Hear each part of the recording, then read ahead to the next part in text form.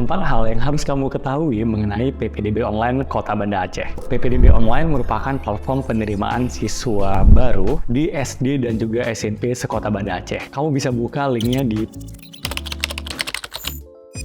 untuk melakukan pendaftaran secara online yang akan dibuka di tanggal 29 Mei 2023. PPDB Online Kota Banda Aceh memakai sistem zonasi, di mana sistem ini tidak memakai seleksi ujian masuk sekolah, tetapi melalui zonasi desa dengan sekolah.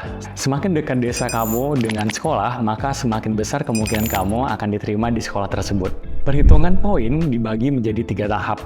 Tahap yang pertama melalui umur, tahap yang kedua melalui poin zonasi desa dan sekolah, dan tahap ketiga melalui poin di pilihan utama sekolah. Dan yang terakhir, pendaftar akan diberi 6 pilihan sekolah, di mana jika pilihan pertama tidak mencukupi skor dan kota, maka sistem akan memasukkan siswa tersebut ke pilihan yang kedua. Begitupun seterusnya sampai dengan pilihan ke-6. Jadi pastikan kamu memilih pilihan sekolah yang direkomendasikan oleh sistem. Jika kamu masih bingung, kamu bisa klik live chat yang ada di halaman beranda platform PPDB Online Kota Banda Aceh. Semoga bermanfaat, sampai jumpa di video selanjutnya.